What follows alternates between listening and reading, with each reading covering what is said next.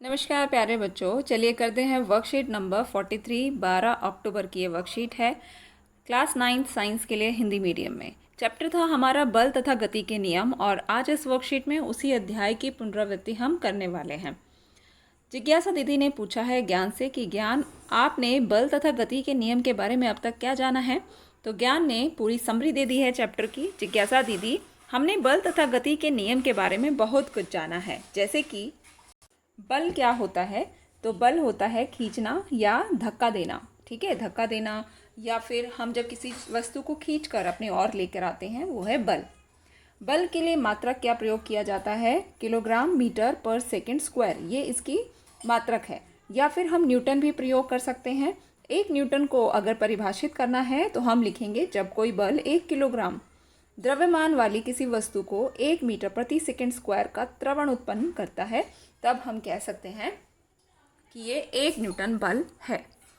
बल को हमने दो तरह के पढ़ा था। दो तरह के बल होते हैं। संतुलित बल, जो कि परिणामी बल जिसमें शून्य होता है, यानी कि अगर सेम फोर्स से सेम बल यानी कि समान बल से जब लगाया जाता है दोनों तरफ से, तो वहाँ पर परिणाम बल जो होता है वो शून्य होता है। असंतुलित बल में परिणामी बल शून्य से ज़्यादा होता है, इसी वजह से उसे असंतुलित कहते हैं। तो जिसने ज़्यादा बल लगाया होगा वही जीतेगा, है ना। तो इसमें हमने पढ़ा कि बल और गति के कुछ नियम भी होते हैं जो कि न्यूटन के गति के नियम से रिलेटेड है। तो गति का पहला नियम क्या पढ़ा था? प्रत्येक वस्तु अपनी स्थिर अवस्था या सरल रेखा में एक समान गति की अवस्था में बनी रहती है जब तक कि उस पर कोई बाहरी बल कार्यरत ना हो। इसमें हम जड़त्व का नियम भी इसे हम कह सकते हैं। ठीक। गति का दूसरा नियम, किसी वस्तु के संवेग में परिवर्तन की दर उस पर लगने वाले असंतुलित बल की दिशा में बल के समानुपातिक होती है।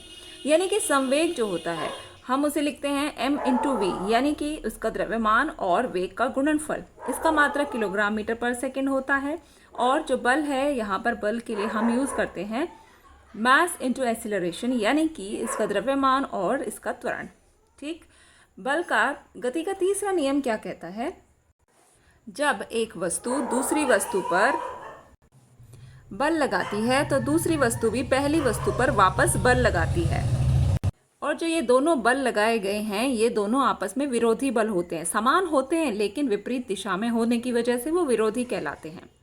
अगला जो प्रश्न हमारा जो टॉपिक है, संवेग संरक्षण का नियम, जिसपे हमने एक अच्छे से इसको डिस्क्राइब भी किया था। तो संवेग संरक्षण का नियम क्या है? दो वस्तुओं का जो कुल संवेग है वो टकराने से पहले और टकराने के बाद अपरिवर्तनीय या संरक्षित रहता है, इसीलिए इसको संवेग का संरक्षण नियम कहते हैं। यानी कि टकराने से पहले और टकराने के बाद किन्हीं भी दो वस्तुओं में जो संवेग है वो समान रहता है, संरक्षित रहता है। ठीक है। अब हमारे प्रश्न जो है वो हमें कहते हैं, पहला, एक इकाई बल या 1 न्यूटन को आपने परिभाषित करना है। तो 1 न्यूटन बल को परिभाषित करने के लिए आप उसे यहाँ से लिखेंगे। ठीक है, आप इजीली वर्कशीट से कर सकते हैं। प्रश्न नंबर 2, संवेग एवं बल के एसआई मात्रक लिखने हैं। तो संवेग का जो एसआई मात्रक होता है बच्चों वो है किलोग्राम मीटर पर सेकेंड, और इसी तरीके से बल का जो एसआई मात्रक है उसे हम लिखेंगे किलोग्राम मीटर पर सेकेंड स्क्वायर या फिर न्यूटन।